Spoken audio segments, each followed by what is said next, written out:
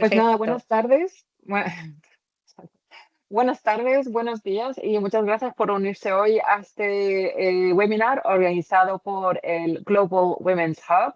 Como habrán visto, el título de este webinar es Mujeres que inspiran, líderes de innovación global, y la presentación la va a dar María Cruz Díaz de Terán. Ella es doctora en Derecho por la Universidad de Navarra, donde imparte docencia de teoría del derecho como profesora titular. También es especialista en bioderecho por el Instituto de Biotécnica a Gemelli en Italia, y desde el 2018 coordina la línea el curso online de estudios sobre mujer en la Universidad de Navarra, así como el curso online de formación en igualdad en el mismo centro. Ella también es la responsable de la materia core Mujeres, Derecho y Feminismo. Su investigación está centrada en la recuperación del referente femenino y sus aportaciones en las ciencias sociales y jurídicas.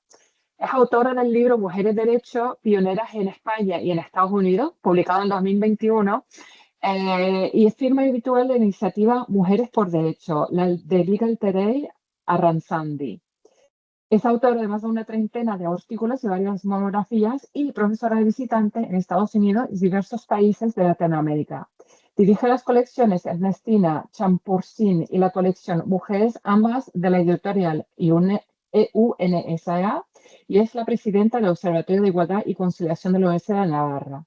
Forma parte del Grupo de Investigación Internacional en Estudios Feministas, el FIAT, y actualmente es la coordinadora de la Red Iberoamericana para el Fortalecimiento del Impacto Femenino en los Ecosistemas de Innovación, REDWIN, dentro del Programa Iberoamericano de Ciencias y Tecnología para el Desarrollo, programa CITED. Pues nada, María Cruz, lo único que me queda es pasarte la palabra y tomaremos algunas preguntas después de la presentación. Muchas gracias, María Cruz. Genial, muchísimas gracias a ti, Jessica, por la presentación. Muchísimas gracias también a Cristín por la invitación que me ha hecho a estar, y sobre todo estoy muy agradecida a todas las personas que se están conectando y que quieren compartir con nosotras este tiempo. Entonces, como ha dicho Jessica en la presentación, cuando me invitó Cristín, me propuso hablar de mujeres que inspiran, líderes de innovación global, y también estuvimos hablando en que nos gustaría que este seminario fuese más bien un diálogo entre todas las personas que estáis detrás de la pantalla. Entonces, mi intención es esa, yo iré hablando, pero también me gustaría conocer, pues, la opinión de quienes estáis escuchando en diversos momentos, ¿no? Entonces, voy a ver, disculpad, no sé por qué no me tengo que hacerla más pequeñita, porque no me deja pasar. Un momentito, porque... sí, disculpad. Entonces, mirad, lo primero, estamos hablando de mujeres líderes en innovación. Entonces, lo primero es decir, a ver, ¿qué es la innovación? En el ámbito académico, cuando nos preguntamos sobre la innovación, lo primero que hacemos es acudir al manual metodológico por excelencia, que es el Manual de Oslo, que lo elaboró la OCDE junto con la Eurostat. Y el primer ejemplar salió en 1992, aunque luego, 5 años después, tuvo una pequeña modificación. Y esto es lo que podríamos decir que fue la innovación punto cero. Ahí, la innovación, ¿en qué se centraba? Se centraba principalmente en los productos de las empresas. Entonces, el punto aquí clave era la empresa. Unos años más tarde, en 2005, se publicó la segunda edición de este manual, en el que ya vemos un cambio. Aquí ya la innovación va a dejar de centrarse tanto en la empresa y va a pasar a centrarse más en el mercado al que se dirigen los productos de las empresas. De manera que aquí se va a incluir innovación tecnológica, la habitual en la I+D+I, pero además también se va a sumar la innovación en aspectos no tecnológicos. Seguro que os suena cuando en esta época se empiezan a hablar de nuevas teorías de liderazgo, ¿no? Teorías innovadoras en el liderazgo, la innovación en la organización, y de ahí pasamos ya en 2018, que podríamos decir que es la innovación 3.0, en el que vemos que ha habido una evolución, que pasamos de el producto al mercado a lo que tenemos ahora, que es la innovación centrada en las personas. Porque, no nos engañemos, quienes innovan son las personas, y además las personas innovan no solamente en el sector de la empresa, ya sea pública o privada, sino también en todos los demás ecosistemas, como pueda ser en el ámbito social, en ámbitos económicos. Entonces, aquí vemos, ¿no?, este giro en realidad es una suma que se ha dado en la innovación. Y aquí es donde llega una de las primeras preguntas que me gustaría, pues si algunas de las personas que están escuchando quieren contestar, ¿no? ¿Qué es para cada una de ustedes, cada una de vosotras, qué es la innovación? Lo mismo, si podemos darle un giro a la pregunta y decir, ¿qué pasos tiene que incluir la innovación? Yo ahora comentaré, para mí, qué 4 pasos tienen que estar presentes en un proyecto, si queremos una persona innovadora, pero sí me gustaría, si a alguien de las personas que está escuchando le apetece comentar, pues, qué es para ella la innovación. No sé, Jessica, si me puedes, o Cristina o Jessica, me podéis ayudar con las intervenciones, si a alguien le apetece intervenir. Sí, les propongo si o pueden levantar la mano o pueden poner una palabra en el chat, por ejemplo. Y tal vez sea más fácil con el chat. Sí. Sí, con el chat, Entonces, si podéis decir qué es la innovación para ti. ¿Qué es para vosotras la innovación? Si queréis, mirad, mientras vais pensando, vais escribiendo, yo os digo que es la innovación desde un punto de vista más metodológico, tendría 4 pasos, ¿de acuerdo? El primero es identificar necesidades. Y ojo, porque estas necesidades pueden ser nuevas o bien pueden ser necesidades que existen desde hace mucho tiempo, pero que no han sido satisfechas. Por eso os he puesto ahí que supone todo un desafío. También vamos a ver en la sesión de hoy que hay muchas necesidades que si no son puestas de manifiesto por quien las sufre, van a pasar desapercibidas. ¿De acuerdo? Entonces, ahí identificar, en primer lugar, la necesidad. Y repito, esa necesidad puede ser nueva, que ha surgido, o bien una necesidad que existe desde hace tiempo, pero a la que no se le ha prestado atención y por eso no se ha cubierto. Entonces, una vez identificada la necesidad, pasaríamos al segundo paso, que es, bueno, pues ahora hay que desarrollar una solución. Hay que diseñar respuestas que atiendan a esa necesidad, a esas necesidades que hemos identificado. Entonces, una vez identificado el problema, una vez desarrollada la solución, nos queda el tercer paso, que es evaluar si esa solución es realmente eficaz. Y tiene que ser eficaz porque soluciona el objetivo propuesto y porque tiene un impacto real en la sociedad. Y mirad, aquí os voy a contar una anécdota que nos pasó a nosotros en la Universidad de Navarra con parte del alumnado de arquitectura que se fue con un proyecto, era un proyecto en el que desarrollaba la metodología de aprendizaje basado, no, perdón, era PS, era aprendizaje servicio. Tenían que ir a un poblado de Bolivia y ahí, con perspectiva de género, tenían, lo primero, ¿no?, que identificar una necesidad que no estuviese satisfecha y desarrollar una solución y comprobar que esa solución era eficaz y que tenía un impacto real. Bien, cuando llegaron al poblado de Bolivia, claro, como os digo, tenía que ser un proyecto innovador, les habían dado las indicaciones de que sobre todo beneficiase a las mujeres de la población. Y cuando fueron allí vieron que la gran mayoría de ellas tenían las manos muy, muy estropeadas y averiguando vieron que es porque ellas acudían a lavar toda la ropa a un lavadero común que había a las afueras del pueblo y que ahí salía el agua directamente desde el afluente y era un agua muy, muy fría. Entonces esto hacía que entre la función de lavar y el agua tan fría se les estropease mucho la piel de las manos. Con lo cual dijeron, bueno, pues ya hemos detectado el problema, ¿de acuerdo? Hay una necesidad, solución, y dijeron, bueno, pues la solución va a ser ponerles paneles solares, porque vieron que en esa zona había bastante sol, paneles solares en sus casas, de manera que así el agua saliese caliente y no se les estropease en las manos. Bien, así lo hicieron, pero cuando llegó la evaluación de la eficacia de la solución, se llevaron la sorpresa de que la población no estaba satisfecha y que su impacto en la sociedad había sido muy negativo. Pues claro, no entendían dónde estaba el problema. ¿A alguien se le ocurre cuál pudo ser el problema? ¿En qué se habían equivocado? ¿No? ¿Cuál pudo ser aquí el problema? Mirad, os cuento. El problema es que no habían escuchado bien O sea, el problema, claro, es que no habían escuchado bien la necesidad. Se habían adelantado una solución que no era la que querían ellas.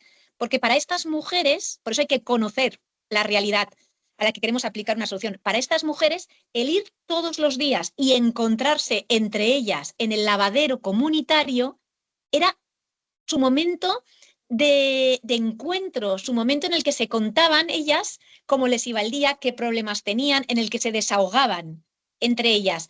En el momento en que el alumnado les había puesto agua caliente en sus casas, ya no tenían que salir al lavadero común y se encontraban con que ya no tenían ese espacio para compartir su día a día. Entonces, una vez que el alumnado escuchó esto, lo que hicieron fue cambiar la solución y dijeron, pues vamos a poner los paneles solares en el lavadero comunitario. Y esto es lo que hicieron. ¿De acuerdo? Entonces, por eso digo, ojo, porque es muy importante, una vez que hemos identificado el problema, que hemos desarrollado una solución, que esa solución tenga impacto real en la sociedad. Y ya el cuarto paso es un escalado en las innovaciones efectivas, porque lo que nos interesa siempre es que esas soluciones exitosas beneficien al mayor número de personas o al mayor número de comunidades. Cristín. Sí, sí, sí, así, perdone porque mi castellano no es al nivel de todas las que estás escuchando, pero y aquí he visto que como innovación hay personas que decían progreso, otra Muy que bien. decía, hola, disculpa que no me funciona la cámara, pero para mí la innovación es incorporar algo nuevo que suponga una mejora en cualquier ámbito. Y Eso es. también yo decía hacer frente a desafíos. Pero claramente es verdad que lo que has dicho con un ejemplo tan bueno, que naturalmente necesitamos escuchar a las personas y también y evaluar y cambiar cuando hace falta. Eso ya, y eso también vale, supongo, para también temas técnicos y científicos. Claro. Pues Hola. efectivamente, digo yo, ¿no? Sí. Ujú. Efectivamente, todas las respuestas que habéis dado, mirad, si queréis las podemos resumir en esta siguiente diapositiva, que es, dice, es un resumen de lo que habéis dicho, ¿de acuerdo? En primer lugar, la perspectiva, porque habéis dicho, no es hacer un cambio, hacer una mejora. Entonces, eso va a implicar en muchas ocasiones que veamos lo ordinario con ojos extraordinarios.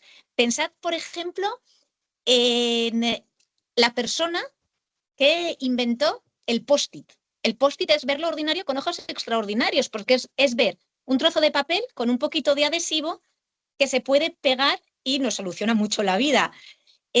Luego también habéis dicho, ¿no? Esa transformación, el convertir, ahí he puesto desafíos, sería mejor convertir problemas en oportunidades. Pensad en la persona que diseñó las tijeras para zurdos, para personas zurdas. Claro, ahí detectó el problema y encontró la solución. Y luego hace falta además esa perspectiva de esa capacidad de transformar un problema en una oportunidad, el coraje. ¿De acuerdo? El coraje de atrevernos a cuestionar el status quo. Por eso, como decía antes Cristín, para poder innovar es fundamental escuchar. Esto es lo que les falló en un primer momento al grupo que os he comentado que teníamos de arquitectura, ¿no? Primero hay que escuchar y eso puede implicar muchas veces que estemos dispuestas a verlo diferente, ¿no? Una apertura a ver otros puntos de vista. Y luego, a continuación, lo mismo, ¿no? Abrirnos a las opiniones ajenas. Para llevar a cabo soluciones innovadoras, hoy día es la suma de perspectivas, ¿de acuerdo? Y por eso también el dejarse tocar por otras miradas. Y luego siempre el transformar, el reinventar lo cotidiano. Mientras estaba preparando esta sesión, pensaba, es que hay tantas ideas innovadoras que se han basado en esta idea, ¿no? Se me ocurría que además fue una mujer, ¿no?, quien diseñó la huevera de cartón para transportar los huevos cuando vas a una tienda, por ejemplo. Son así cuestiones realmente innovadoras. O otra cuestión también que me pareció muy interesante es cuando los bodys para los bebés que se atan cruzados en lugar de meterse por la cabeza. Esto también demuestra, igual que el ejemplo de las tijeras para zurdos, una gran empatía, porque te pones en el lugar, en el caso del bebé, de lo incómodo que es para él, cuando, no sé si habéis tenido oportunidad, ¿no?, a veces de meterle a un bebé el body por la cabeza, a la diferencia que es cuando el body se abrocha cruzado, por ejemplo. O la persona que inventó, en España decimos tiritas, en Latinoamérica en muchos países decís las curitas, ¿de acuerdo? Pues son ideas que en realidad, ¿en qué se han basado? Se han basado en que han visto lo ordinario con ojos extraordinarios. Tijeras para zurdos, hueveras de cartón, el post-it, el body cruzado, han convertido problemas en nuevas oportunidades y han tenido el coraje. Son personas que han tenido el coraje de decidirse a cuestionar, porque esta idea de es que como siempre se ha hecho así, y tenemos que tener el coraje de cuestionarnos que siempre se haya hecho así. Si yo veo que hay una necesidad que no está satisfecha, algo habrá que cambiar. ¿De acuerdo? Entonces, quedaros con estas ideas por la pregunta que viene a continuación.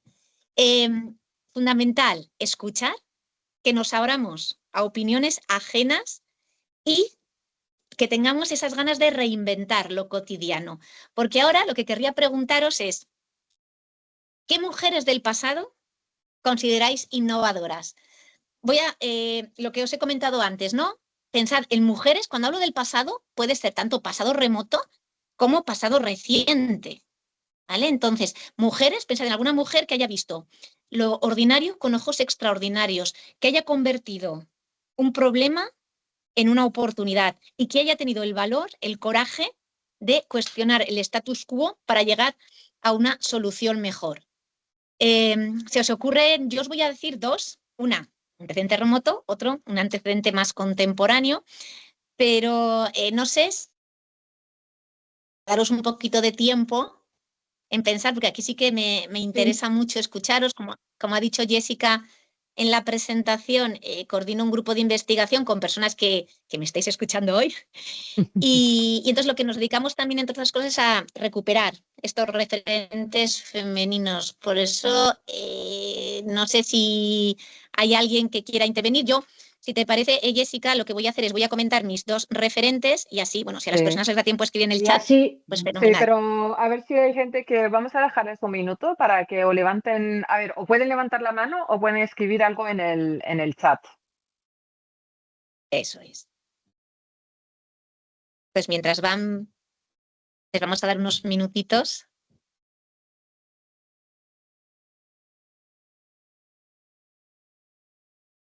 Ah, mira, Madame Curie es de las más citadas cuando hablamos de estas cuestiones, pero os quiero decir que hay muchísimas más, hay muchísimas Marie Curies en el mundo. Mira, Sí. Cristina ha puesto mi madre. Esta es una respuesta muy habitual que me da mi alumnado, como ha dicho en la presentación.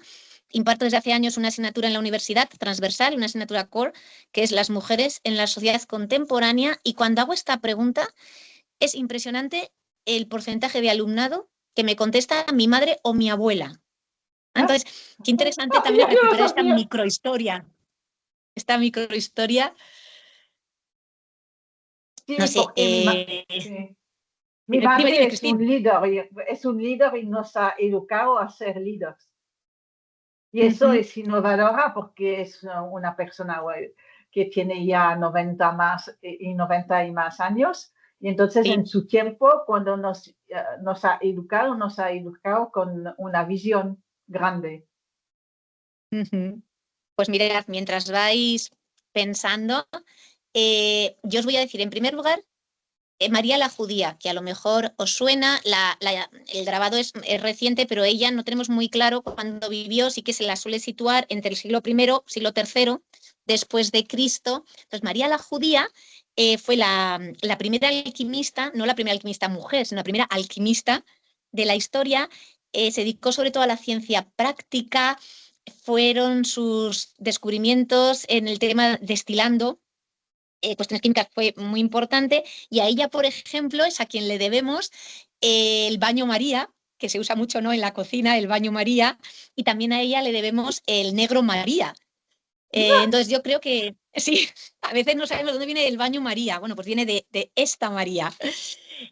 Otra mujer, ahora me voy a permitir citar a una nacional, una mujer que a mí siempre me fascina, es Clara Campoamor, porque ella fue de las primeras mujeres en licenciarse en Derecho en España a principios de los años 20 del siglo pasado, y fue una mujer que desde luego fue una innovadora en todos los sentidos, porque no solamente, os digo, ¿no?, fue la segunda mujer en colegiarse como abogada en el Colegio de Madrid, sino que también salió elegida en las primeras elecciones en las que las mujeres pudieron presentarse al Parlamento Nacional, y ella, una vez que estuvo en el Parlamento, se propuso cubrir las necesidades sociales que hasta ese momento, pues los varones, que es lo que se habían encargado de elaborar las normas, ni habían visto ni habían escuchado. Y aquí es lo que os he dicho antes de identificar necesidades, de la importancia de que es que muchas veces, si las necesidades no son puestas de manifiesto por quien las sufre, pasan desapercibidas, porque quien no la padece no detecta esa necesidad. Entonces, Clara Campoamor no solamente recogió para que se encontrase una solución a necesidades que sufrían las mujeres de su época, sino que también tuvo la empatía de ponerse en el lugar de otros grupos vulnerables, como por ejemplo podían ser los menores, ¿no? Entonces ella llevó a cabo una serie de propuestas que luego se recogieron en la Constitución en España del 31. Y desde luego fue una mujer que fue contra el status quo absolutamente, que no, le hizo falta mucho coraje, porque situaros, ¿no?, la situación de las mujeres, sobre todo en la esfera pública, a principios del siglo XX, pues era muy complicada. ¿De acuerdo? Pero ella tuvo ese coraje de dar el paso al frente. Entonces, desde la antigüedad, aquí os he puesto a María la Judía, edad contemporánea, Clara Campoamor. Personas que hayan innovado han existido siempre. Aunque he dicho antes que el Manual de Oslo, la primera edición, es de 1992, lo cierto es que las personas innovadoras, como os digo, han existido. Por ejemplo, los jeroglíficos egipcios, la escritura cuneiforme, en la Edad Media, todas las reformas que hubo en el campo, las cuestiones agrícolas, la imprenta, ¿no?, una gran innovación. Entonces, nosotras creemos en nuestro grupo de investigación que es muy importante recuperar las aportaciones y los nombres de estas mujeres innovadoras. Por eso os he puesto aquí uno de los últimos libros que hemos publicado en el grupo, es Mujeres innovadoras en la historia reciente de Iberoamérica, porque ningún país de Iberoamérica, y me atrevo a decir, ¿no?, ningún país del mundo sería lo que es, por lo menos del mundo occidental, sin las aportaciones de sus mujeres. Entonces es muy importante recuperar quiénes fueron ellas. ¿Por qué? Porque fueron mujeres, como os he puesto ahí, ¿no?, que transformaron su entorno con valentía y con visión. No sé si en el chat hay alguien que quiera hacer alguna mujer o alguna cosita más, o si no, seguimos. Tenemos tenemos un comentario aquí. A mí me encanta también María Moliner, la Sí, primera me mujer encanta. que ella solita hizo un diccionario completísimo del español. Y sí, no hay Que no alguien que consiguió tiene que entrar salir un nunca. momento. Sí.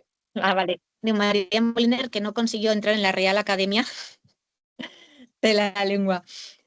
Sí. Muy bien, entonces sí que creo, por lo menos, mira, hoy vamos a pensar, cuando acabe el seminario, tenemos toda la tarde en el caso de Europa, todo el día en el caso de Latinoamérica, en alguna mujer del pasado que fuese innovadora, ¿no?, que hiciese aportaciones.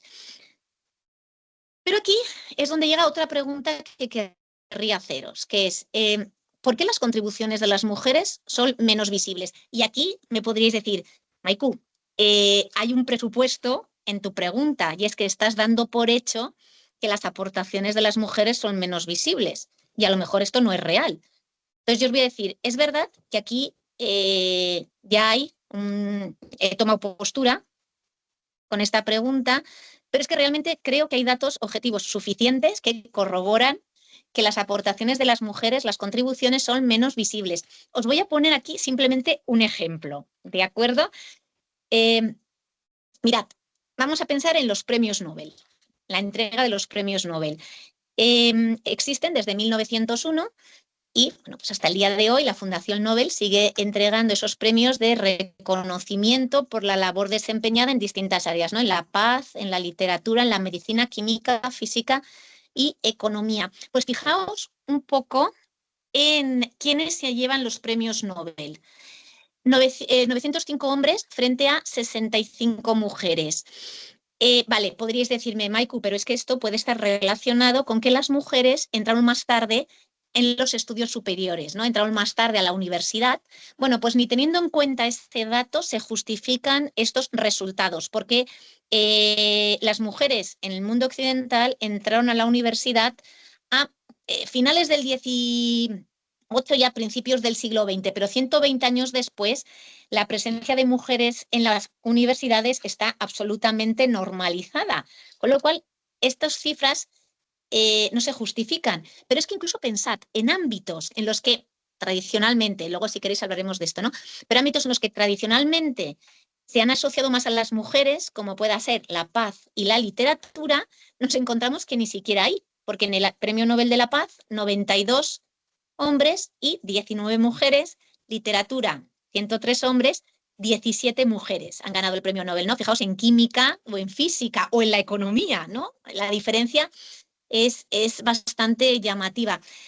¿Esto está cambiando en los premios Nobel? Es verdad que está habiendo cierto giro, pero ¿qué pasó el año pasado en los premios Nobel? No sé si alguna tiene en mente, los premios Nobel que se entregaron en 2024 se entregaron a 11 personas, de las cuales 10 eran varones y una fue premio Nobel en literatura.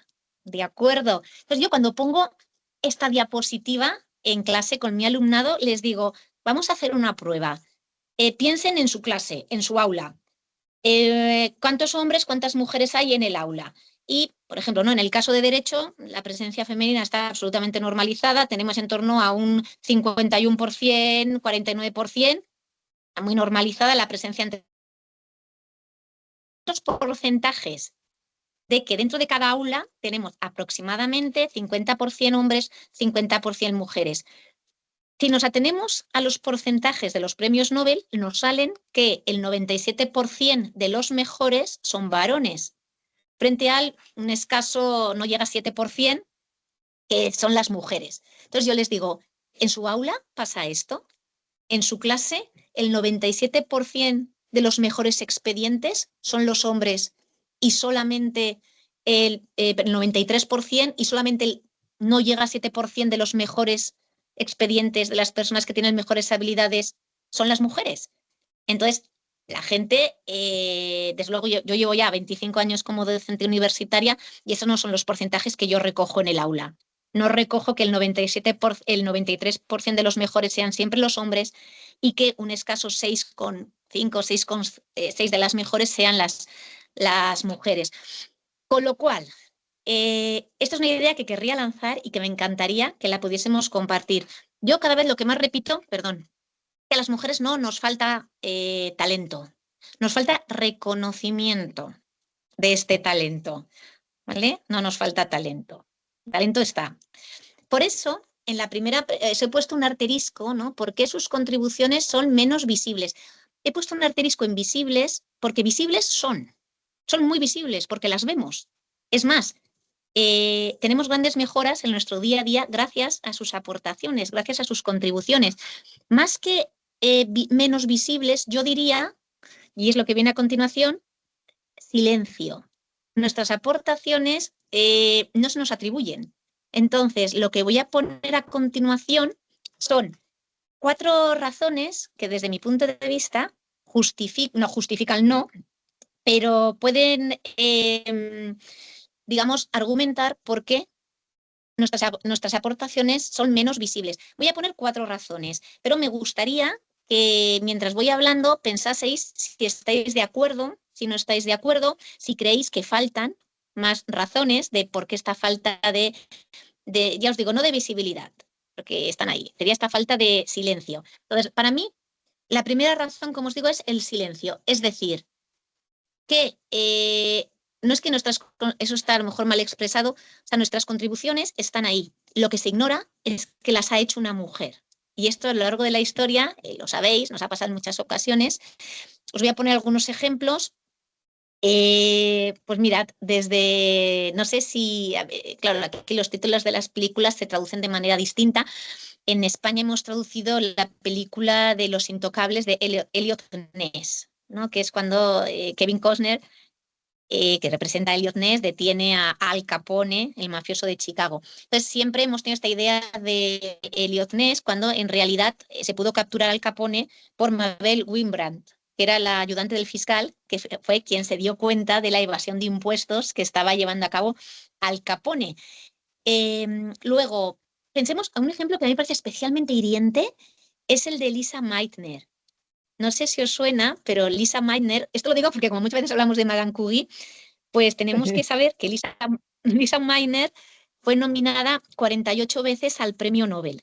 48, ¿vale? Tengo aquí el dato, 19 veces al Nobel de Química y 29 veces al premio Nobel de Física. ¿Sabéis cuántas veces lo ganó? Ninguna. ¿De acuerdo? Ninguno. Sus aportaciones, ni una. Fue 48 veces nominada al premio Nobel y no lo ganó ni una vez. Pero sí que lo ganó su compañero por la misma investigación que estaban llevando a cabo, Otto Hahn. Otto Hahn sí que se ganó el premio Nobel y por la fisión nuclear. Y es que a mí lo que ya también me dio pena ya no es que ahora ya se le empieza a reconocer a Meitner sus aportaciones, pero es que ni la reciente película Oppenheimer habla de ella. Sí que sale Otto Hahn, pero en ningún momento sale ella, que es quien dirigía el proyecto. Luego tenéis también el ejemplo, ¿no? Otra de las causas, el efecto Matilda, que probablemente se habla más del efecto Matilda, que lo consignó, me vais a dejar que lo mire, que ahora se me da... sí, esto es, Margaret Rossiter, fue quien lo acuñó para referirse a Matilda Gage. ¿Y qué quiere decir el efecto Matilda? Pues que está comprobado que en el ámbito de la academia, las mujeres que nos dedicamos a la academia recibimos menos crédito y menos reconocimiento por nuestra respondería por una evaluación objetiva. Si queréis, en términos más sencillos, a las mujeres se nos cita menos nuestras aportaciones a la ciencia, se nos reconoce menos. Y luego, muchas veces nuestras ideas son atribuidas a un colega masculino. Esto también ya os sonará, por ejemplo, a Rosalind Franklin, que fue gracias a ella se pudo hacer la secuenciación del ADN y, sin embargo, el premio Nobel se lo llevaron Watson y Crick. Y por fin, en 2023, se ha reconocido la aportación de Rosalind Franklin en la secuenciación del ADN. ¿Vale? A nivel científico se le ha reconocido que ella también tendría que haber ganado ese premio Nobel. Entonces, ¿por qué son menos visibles? Por el silencio que se hacen nuestras aportaciones. Y ahora estoy hablando de aportaciones en la esfera pública. Poco se habla de nuestras aportaciones a lo largo de la historia en la esfera privada, que es igual o más importante que lo que pasa en la esfera pública. Pero bueno, el efecto Matilda que existe, que nos valora menos en el ámbito académico. Luego, la infravaloración de las competencias socioemocionales. Mirad, yo no creo que existan valores masculinos y valores femeninos, pero sí que creo que a lo largo de la historia, por cuestiones sociales, por cuestiones culturales, las mujeres hemos desarrollado más unas habilidades que otras y que los hombres han desarrollado más unas habilidades que otras. Pero a lo que me niego es a que se infravaloren estos valores que tradicionalmente se han asociado a las mujeres. Por ejemplo, la empatía. La empatía se malinterpreta como una debilidad, cuando es una gran fortaleza. Pensad, digo empatía, puedo decir la compasión, puedo decir el perdón, puedo decir la paciencia, que en realidad son las habilidades que nos humanizan. ¿De acuerdo? Entonces, muchas de nuestras aportaciones han sido en el ámbito social y por eso han sido infravaloradas. ¿Por qué hay que infravalorar esas competencias que, repito, desde mi punto de vista, son habilidades que realmente nos humanizan? Y luego, una cuestión que nos ha pasado es la narrativa histórica. Durante muchos años, pues la historia la han escrito los varones y lo que han hecho ha sido contarnos qué es lo que ellos han hecho en la historia, pero nos falta por conocer todavía mucho sobre qué es lo que hemos hecho las mujeres en la historia. A mí que es lo que os he puesto aquí, ¿vale? Nos falta conocer la otra parte de la historia. A mí no me gusta hablar mucho de la historia de las mujeres, porque yo creo que la historia es una. Y ha habido coprotagonistas, hombres y mujeres. Entonces, ahora conocemos qué han hecho los hombres en la historia, principalmente, pues nos queda por conocer, y eso que os tengo que decir que a nivel de academia, seguro que, bueno, pues muchas de las que estáis aquí vivís, trabajáis en la academia, sabéis que hay un gran proyecto global en el que las universidades estamos enfocadas precisamente en recuperar conocer esta otra parte de la historia también porque, bueno, pues por honradez académica se lo debemos a nuestro alumnado. También porque para las chicas es importante ver que las mujeres siempre hemos estado ahí, que hemos sido protagonistas, y para los varones para que vean lo mismo, que siempre hemos estado ahí de tú a tú, como coprotagonistas de la historia. Bien, entonces, como os digo, ¿no? Razones por las que yo creo que nuestras aportaciones han sido menos reconocidas. Creo que porque muchas veces han sido ignoradas, porque muchas veces se les han atribuido a colegas masculinos, porque los valores que se han atribuido tradicionalmente a las mujeres se han infravalorado y por la narrativa histórica. Nos falta todavía recuperar esa parte de la historia. No sé si queréis comentar alguna de estas cuestiones, ¿estáis de acuerdo con alguna de las ideas? ¿No estáis de acuerdo con alguna de las ideas?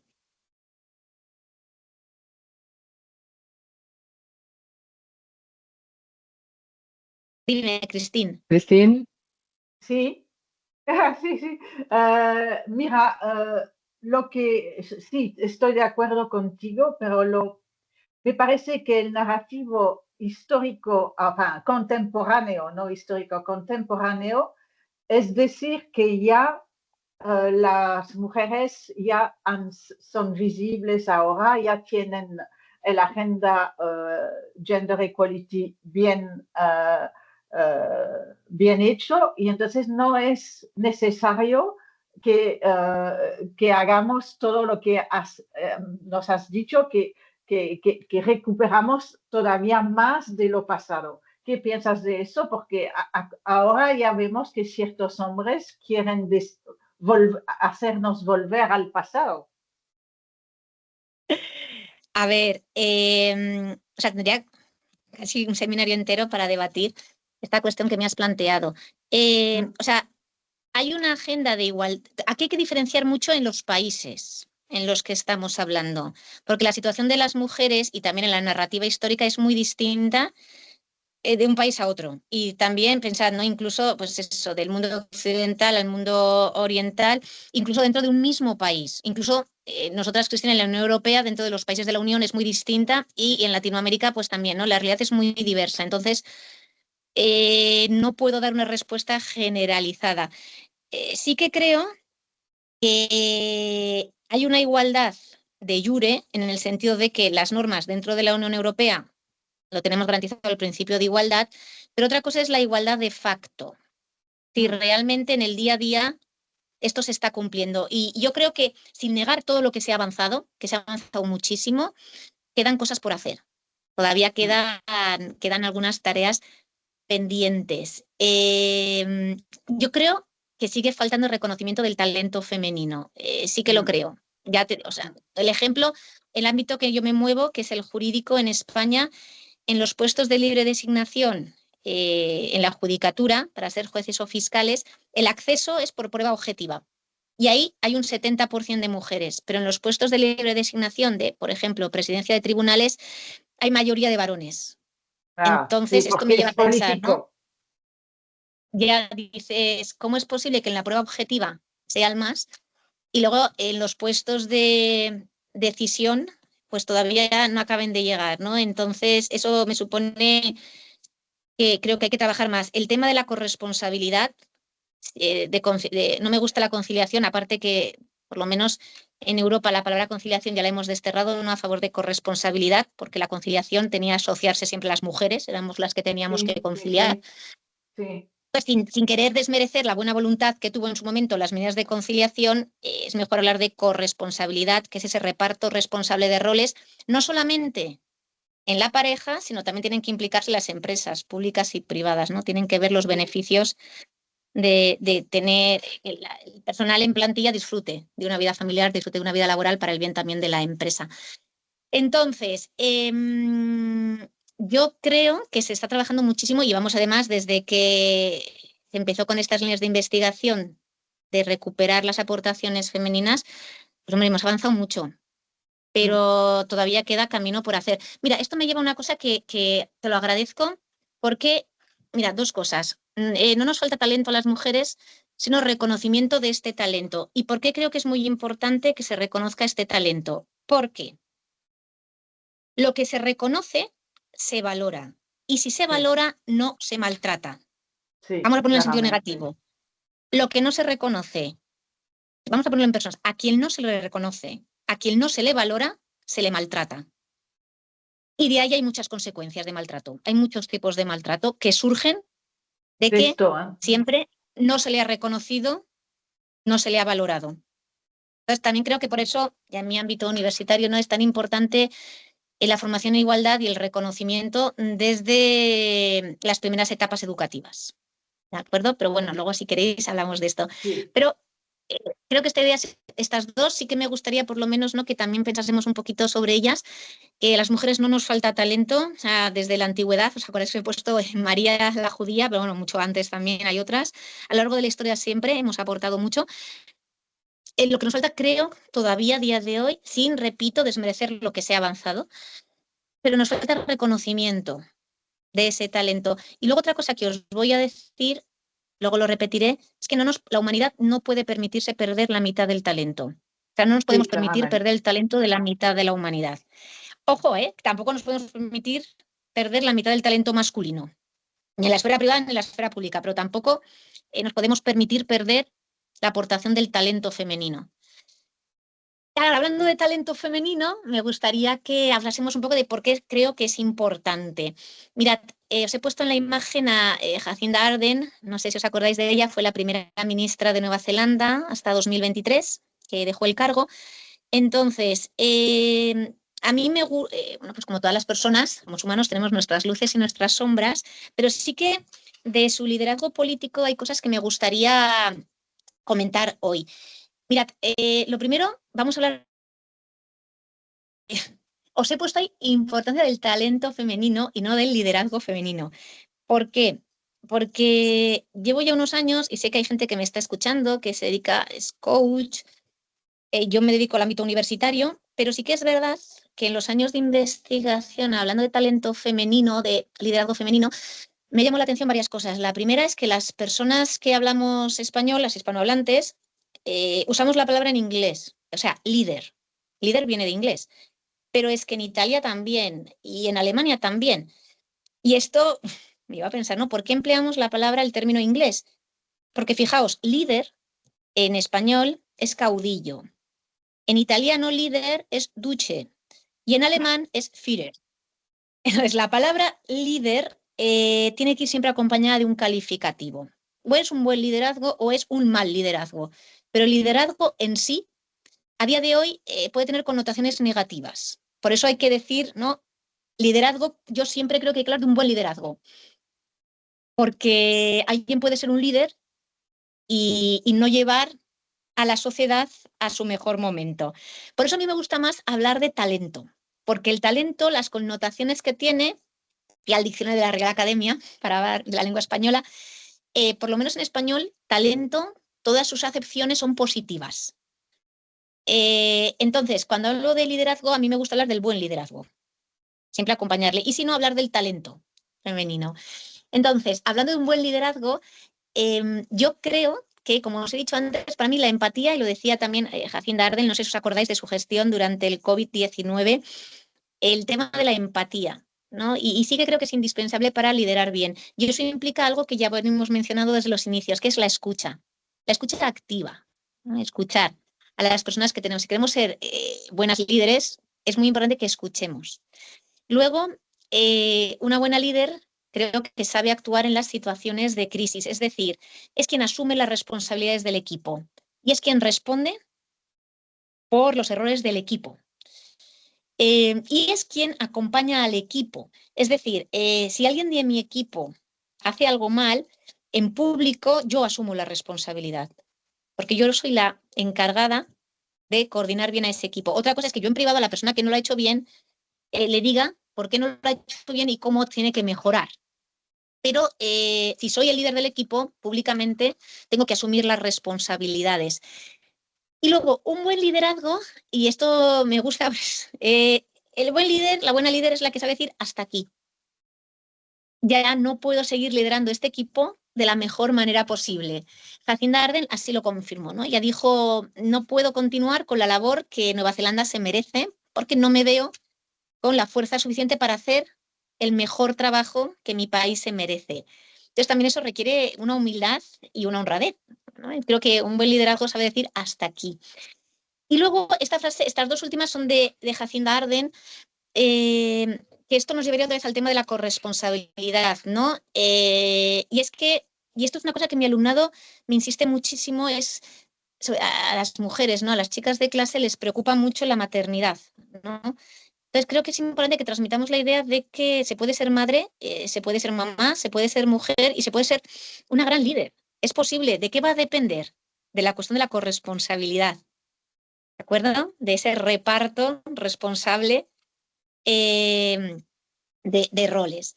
Y luego este era el lema que tenía ella en su última candidatura, la última vez que se presentó a las elecciones. Su lema era sé amable, sé fuerte. Y es lo que os decía, creo que es importante que veamos las competencias socioemocionales, que ojo, ahora se está hablando mucho de ellas, ¿no? Las soft skills que nos piden ahora en las empresas, en realidad son estas habilidades que tradicionalmente pues, se han asociado más a las mujeres. Creo que es importante que veamos que un buen liderazgo no está reñido con la amabilidad, ¿vale? Se puede ser fuerte y se puede ser muy amable. Y luego, como os decía, ¿no? No nos podemos permitir perder la mitad del talento de la humanidad. Enfocamos los problemas desde distintas perspectivas y tenemos que verlo como una suma. Entonces, esto me lleva a las redes que comparten el talento femenino. Mirad, voy a hablar de dos en concreto, que son dos de las que yo formo parte, Innovactoras y Data for Women. Os he puesto puntos suspensivos porque hay muchísimas redes que se dedican a compartir y femenino, pero esto no es ninguna novedad.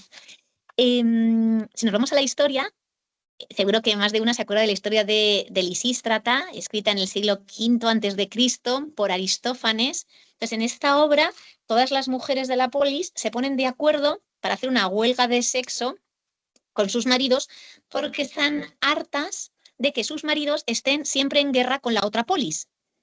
Y esto también me resulta interesante porque estamos hablando del siglo V a.C.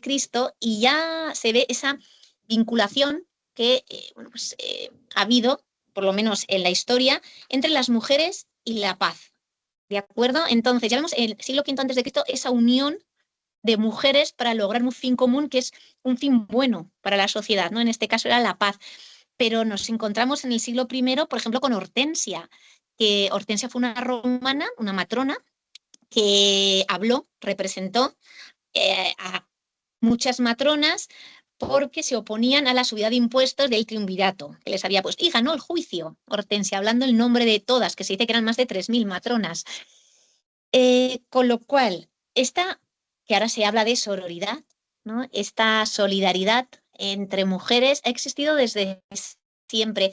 Aquí, en España, un autor de principios del siglo pasado, Miguel de Unamuno, en un libro que se llama, Unamuno fue un gran pensador, en su libro que se llama La tía Tula, en la introducción, fijaos que os estoy hablando, me puede fallar, pero 1915, por ahí, en torno a 1915, en la introducción de La tía Tula, Miguel de Unamuno se plantea que por qué no existe una palabra que defina la solidaridad entre mujeres. Y él, en esa introducción, dice, siempre se habló de fraternidad.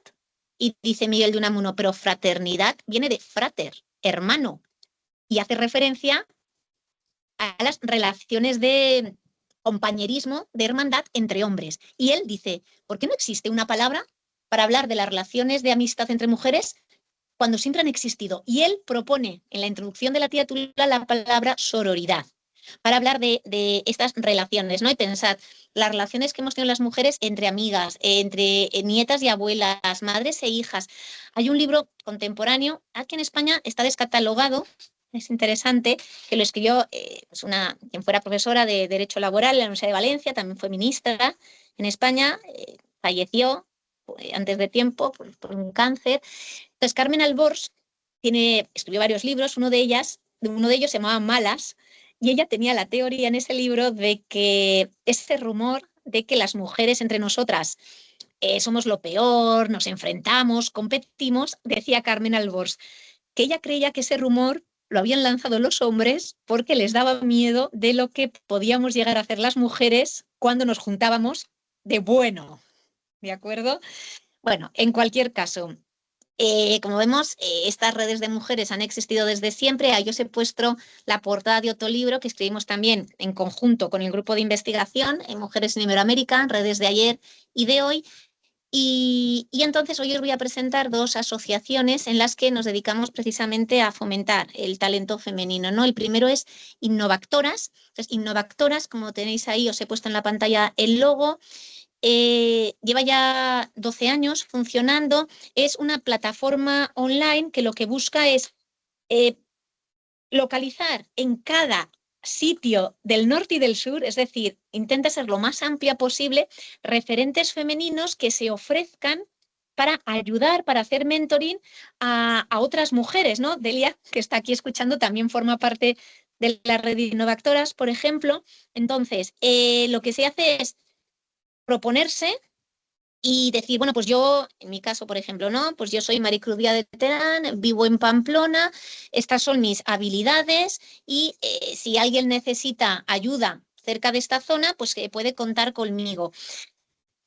Lo que hemos visto en esta red es que cuanto más cercano sea el referente, más fácil es que las personas se identifiquen con él. Y realmente se ha creado una red internacional de talento femenino que mereció en 2020 el premio WSIS que nos otorgó las Naciones Unidas al mejor proyecto de cooperación regional e internacional. Entonces ahí se ponen mujeres innovadoras, mujeres referentes del siglo XXI, que sean referentes en distintos ámbitos, desde la educación, la cultura, la empresa, la sociedad, la academia.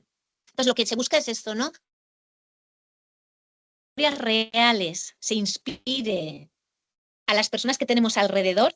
Y esto cuando lo llevamos a los colegios es muy interesante porque hay niñas que cuando ven a una mujer desempeñando un trabajo, se identifican con ella porque dicen, si ella pudo y es de mi pueblo, pues yo también puedo, ¿no? Entonces se despierta el interés en las niñas en determinadas profesiones cuando ven a una mujer desempeñándola. Y repito, cuanto más cercano sea este referente, más fácil sea que se identifiquen.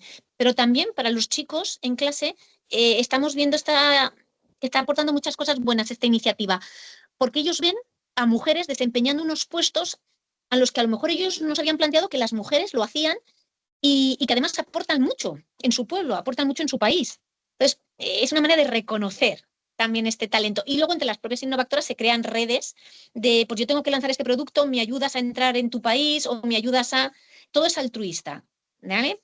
Pero como os digo, bueno, pues la verdad es que está funcionando muy bien. Ya hoy os he puesto, ¿no? Historias reales, se busca transformar paradigmas desde el talento femenino y crear una comunidad global, una red internacional de talento femenino.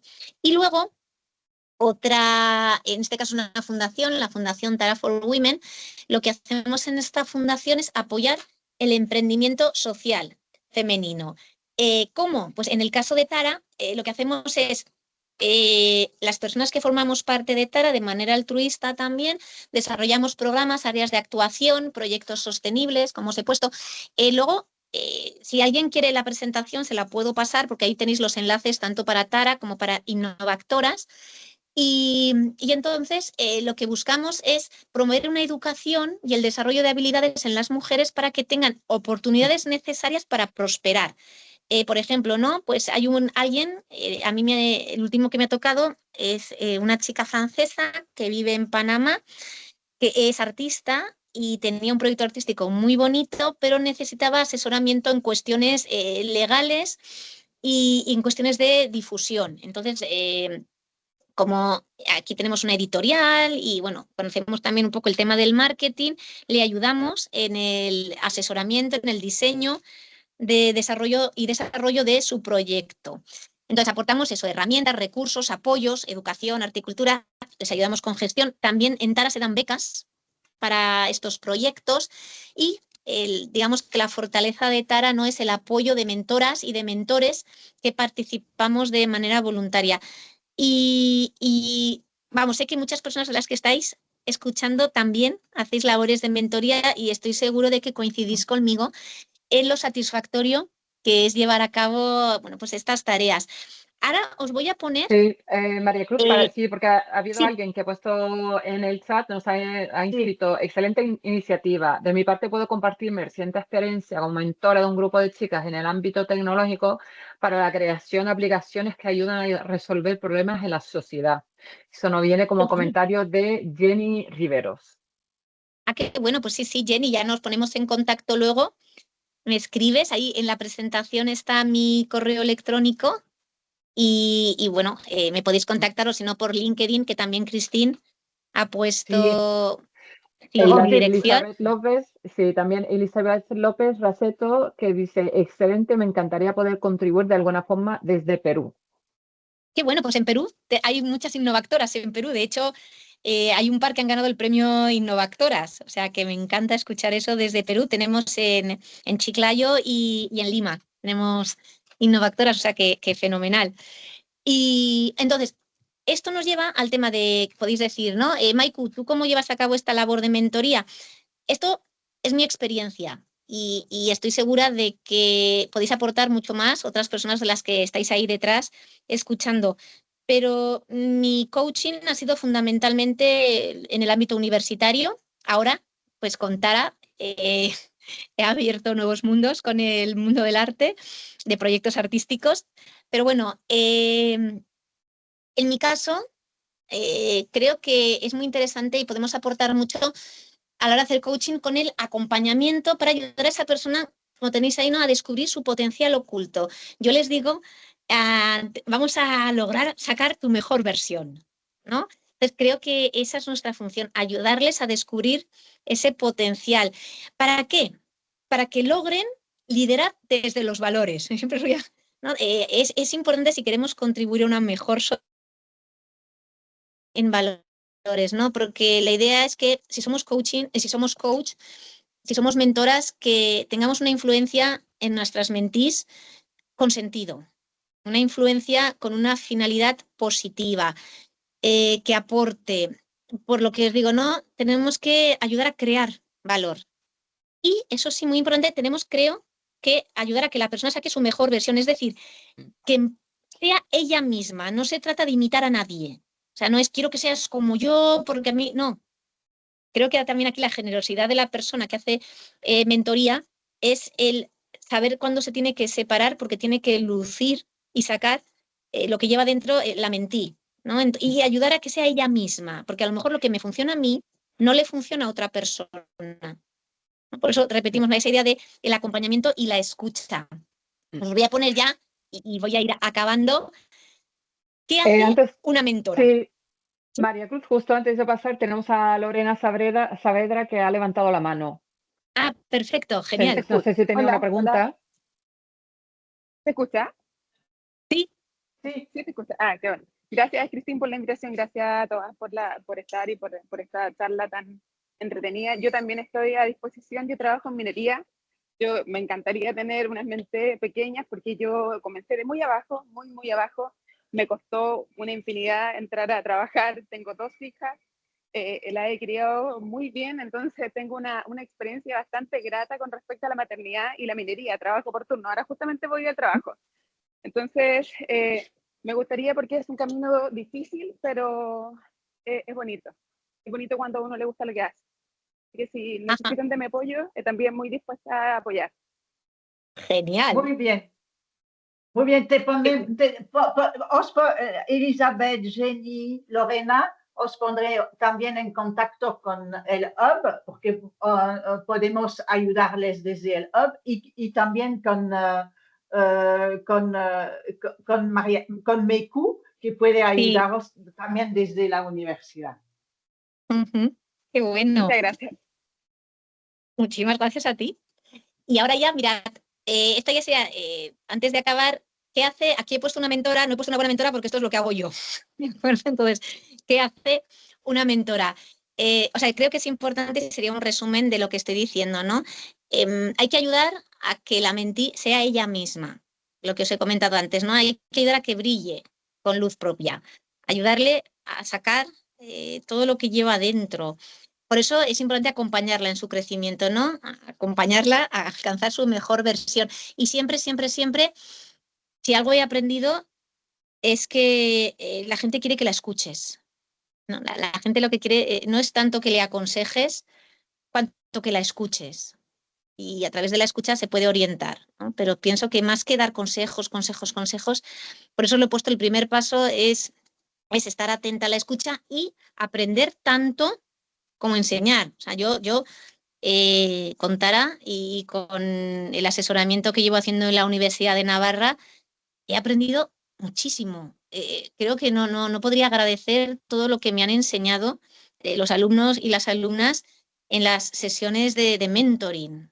Entonces, por eso yo digo, si tuviese que quedarme un consejo, escuchar. Escuchar, no se trata, yo no voy a, no están esperando que yo les dé la solución maravillosa. Lo que me piden es la escucha. Y entonces, ya, si queréis, nos van a quedar unos minutitos, si tienen alguna pregunta y una intervención, antes de acabar, y esta sí que sería la última. Mirad, me gustaría que en este encuentro, ¿no?, que reflexionaseis ahora al acabar, al desconectarnos, que pensaseis, ¿no?, qué os lleváis de este encuentro, que buscaseis, reconocieseis a una innovadora de vuestro entorno, que podéis ser vosotras mismas. Y luego eso, que seamos parte activa del cambio. Ya hay un par de vosotras, ¿no?, que de hecho habéis manifestado vuestra intención de ser parte activa. Seguro que muchas o casi todas, o si no todas, sois partes activas del cambio. Y luego os he puesto aquí también, pues, una manera de ser parte activas es, pues, unirse a Innovactoras, unirse a Tara for Women, unirse al Hub, que ha organizado este seminario y a quien, pues, le agradezco mucho la invitación.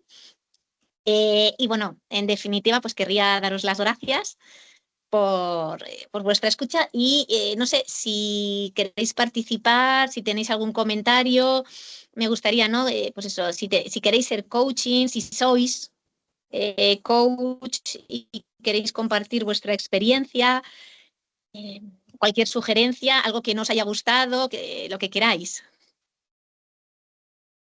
Perdón, no sé cómo levantar la mano, pero quisiera hacer una pregunta. Sí. Amelia. Gracias, Maiku, muchas gracias por tu exposición. Quería preguntarte, así como las mujeres estamos con la preocupación o la inquietud de cómo armonizar, dijiste otra palabra que olvidé. La corresponsabilidad. ¿Cómo hacer corresponsables? Exacto. ¿Has encontrado a hombres con esta misma inquietud que te busquen para ver la manera de ser corresponsables cuando forman un matrimonio, por ejemplo? Mira, aquí te voy a decir que esto va a depender mucho, lo que decía antes, de la zona de la que estemos hablando. Mira, para bien o para mal, en Europa tenemos obligación, las empresas que tienen más de 50 empleados, de tener personal en plantilla, de tener formación en igualdad y de implantar medidas de corresponsabilidad en la empresa. Entonces, todo empresario, toda empresaria que tiene, repito, ¿no?, una empresa con más de 50 personas en plantilla, tiene que ofrecer esta formación a su personal. Entonces, y tiene que contemplar medidas de corresponsabilidad en su plan de empresa. ¿Qué es lo que ha pasado? Yo llevo esta formación en igualdad para pequeñas y medianas empresas desde hace bastantes años.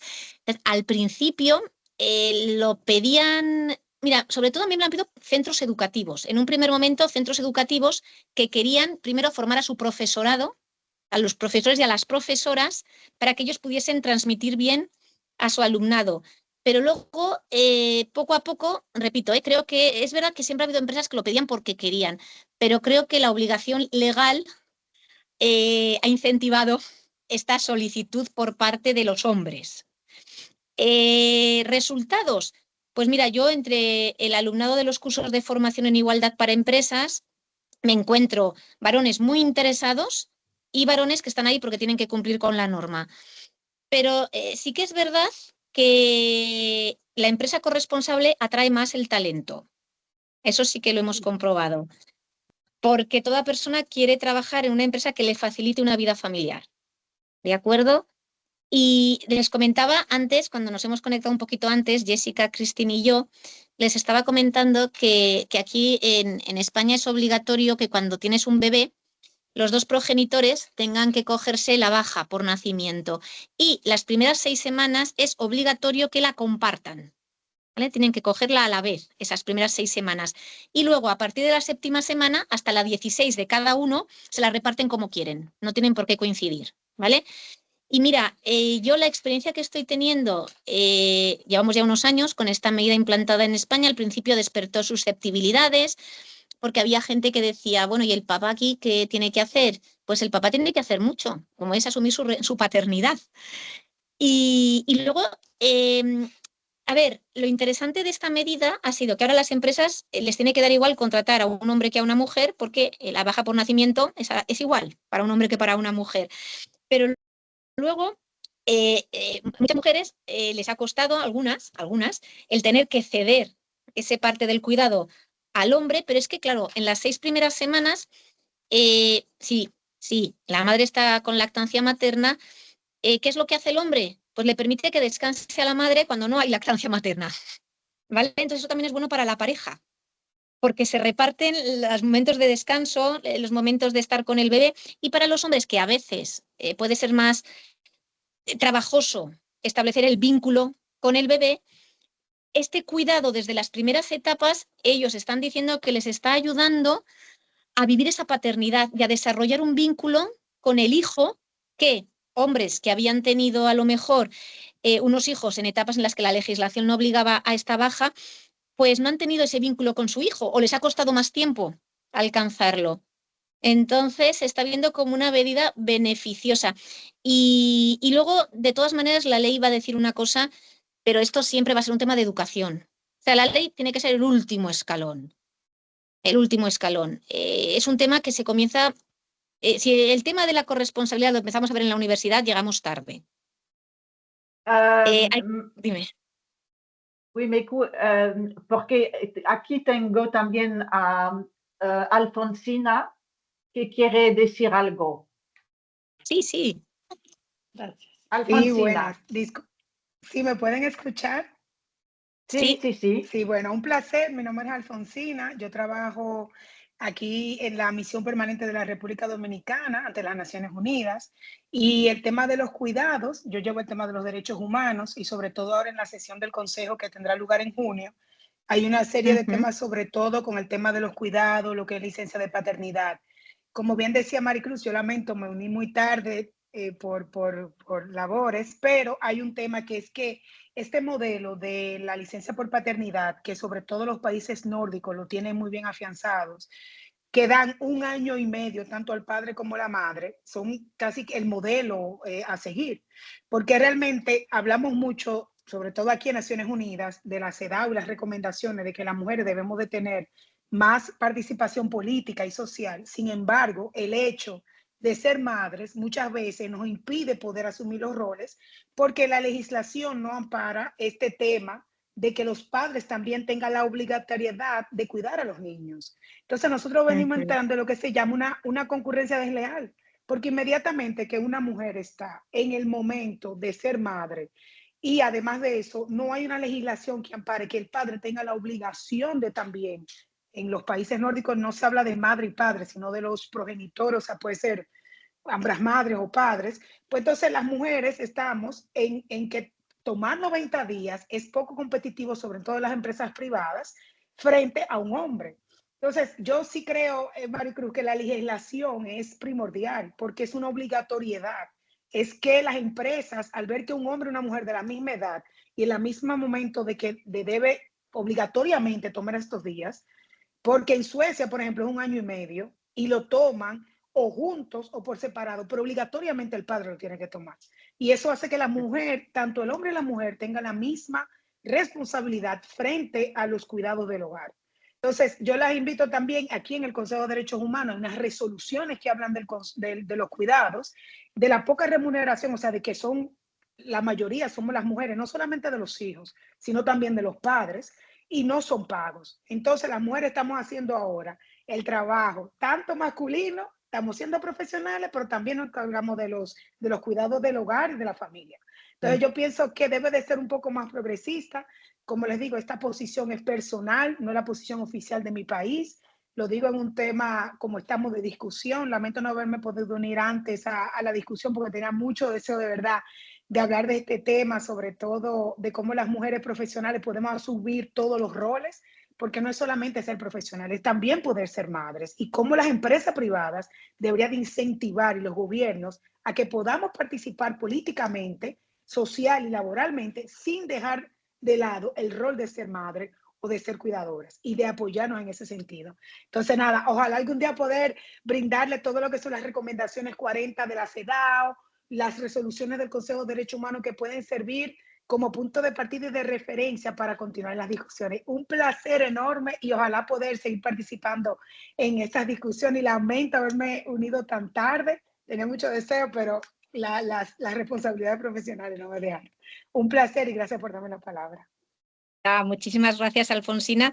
Tal vez me he expresado mal. O sea, lo que quiero decir es que el primer paso sería que, pero aquí hay muchos elementos culturales, porque me hablas de Suecia, pero hay que ver cómo es la cultura entre hombres y mujeres, por ejemplo, en Suecia, en Europa. Por eso te digo que es un tema que empieza por la educación, porque a mí me gustaría que mi pareja asumiese su responsabilidad como padre, no porque le obliga una ley, sino porque él y yo lo hemos hablado previamente y tenemos claro en qué consiste ser padre y ser madre. ¿Vale? Entonces sí que la ley, por eso, en ese sentido digo que la ley tiene que ser el último paso y que creo que primero se empieza educando al niño y a la niña en las responsabilidades que tienen que asumir en su vida adulta. Y que es verdad que a veces, porque, o sea, como jurista que soy, creo que la fuerza del derecho reside en la razón, no en la sanción. Entonces, intentar razonar educando de la importancia de este reparto de responsabilidades entre hombres y mujeres. O sea, empezar desde pequeñitos explicándoles lo importante que es asumir esas responsabilidades. Y luego la ley reforzará ese compromiso. Me refería a eso, ¿no? Por eso digo que es un tema, o sea, a mí personalmente no me gustaría que mi marido se cogiese la baja por nacimiento porque le obliga una ley, sino porque él y yo, para nuestro bebé, el que tenga un padre y una madre que lo atienden, ¿no? Y no cabe duda, como te digo, sí que no cabe duda de que las leyes ayudan, pero me gustaría eso, que fuese por la fuerza de la razón. A eso quería decirlo, ¿no? Y si tú ves, por ejemplo, no lo sé, en Latinoamérica viajo bastante, o sea, en Europa, por ejemplo, disculpa, digo, es lo que más conozco, es muy habitual ver a los padres paseando los carritos de los bebés, ¿no? Cambiándoles los pañales. Eso no lo hacen porque les haya obligado una ley, sino porque están convencidos de su papel de padres. Entonces, a eso quería decir. Porque en el caso, por ejemplo, de Suiza, que ahora hace poco aprobaron la baja por paternidad y en cada cantón es diferente, ¿qué pasa? Que la ley impositiva promueve a que el hombre no se quede en el cuidado del hogar, porque cuando estás casado, el hecho de estar casados se cotiza, se pagan los impuestos juntos. Si una mujer no tiene un salario similar al hombre o es muy por debajo y el precio de las guarderías es casi la mitad del salario de la mujer, eso incentiva a que la mujer no vaya a trabajar y que sea la mujer la que se encargue de los hijos. Entonces, países desarrollados como Suiza promueven de una manera u otra de que las mujeres regularmente sean incondicionalmente de la profesión, seamos las que nos quedemos, porque un costo de una guardería son 2.500 francos. Si usted suma el salario del marido más el de la mujer y juntos cotizan, por una ventaja impositiva, el hombre regularmente es el que asume el trabajo y la mujer lo cuida. Entonces, yo estoy totalmente de acuerdo contigo. Yo disiento un poquito de eso, o sea, disiento un poquito de eso, porque por el principio de igualdad, hombres y mujeres en Europa cobran lo mismo por el mismo puesto de trabajo y no creo que las mujeres europeas tengan trabajos de menos cualificación que los hombres. En términos generales puede ser que sí, pero, o sea, esa brecha entre hombres y mujeres sí que se debe a lo que has dicho tú, ¿eh? Ojo, la brecha salarial en Europa sí que se debe a las medias jornadas. Y sí que es verdad, como has dicho tú, que normalmente quien se coge una media jornada es la mujer por el cuidado. Eso va a implicar también que cotice menos y, por tanto, cobre una pensión inferior cuando se jubile. Entonces eso también tiene razón que hay que verlo. Pero yo conozco más el caso de España, Francia, Italia, y sí que creo que lo que es importante aquí, yo vuelvo a lo mismo, es no asociar las tareas de cuidado a las mujeres. Mira, recientemente el Hospital La Paz de Madrid ha hecho un estudio, el Departamento de Neurología, en el que se ha comprobado que estos padres que están empezando a cuidar a sus bebés desde los primeros días del nacimiento desarrollan unas conexiones neuronales que les ayudan a desarrollar mejor la tarea de cuidado.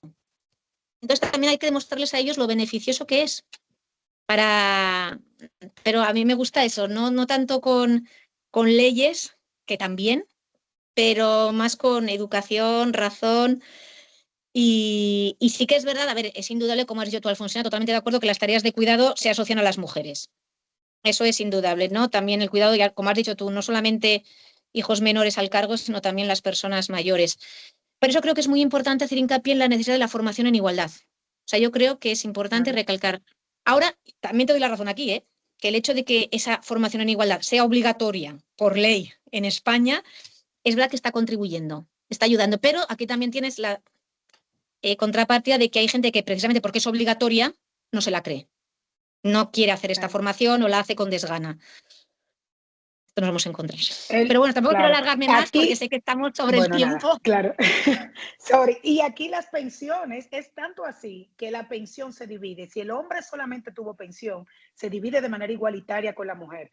En base a que la mujer, como no ha trabajado y no genera, entonces tiene igualdad de la pensión del hombre. Y es suprarracional, o sea, va por encima de cualquier acuerdo prenupcial, por encima de cualquier ley. Es tanto que se considera que la mujer es la que está en el cuidado del hogar, que la pensión se divide, la del hombre, a la mujer, por tener en cuenta de que regularmente no son ellas las que van Pero nada, un tema particular con Suiza y otros países, ojalá podamos en otra ocasión seguir discutiendo Claro este que tema sí. que me apasiona muchísimo. Gracias. Claro que sí. Porque claramente es muy interesante todo lo que oigo, pero estamos ya 5 minutos detrás de la hora del webinario.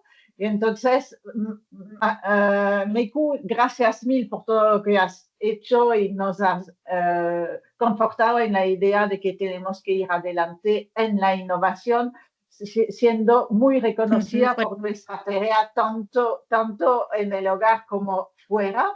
Y también que has dicho que también los hombres que pueden hacer las tareas del cuidado, porque siempre hay como este incentivo para decir que no es tanto para ellos, pero sí pueden hacerlo y tienen que aprender a hacerlo. Entonces, ¿tienes algunas palabras para decir al final, Meiku? Pues mira, el resumen sería, recogiendo lo que habéis comentado todas, que a día de hoy las mujeres nos hemos incorporado con mucha rapidez a la esfera pública y que los hombres no lo han hecho en la misma medida en la esfera privada. Entonces, todavía nos queda camino que recorrer para llegar a la corresponsabilidad total, pero que las mujeres tenemos mucho talento que aportar, que la humanidad no puede perderse nuestro talento y la importancia de la escucha y de crear redes de apoyo. Y dar las gracias porque me gusta mucho lo que he estado escuchando y bueno, felicitar también al Hub por la organización de estos seminarios.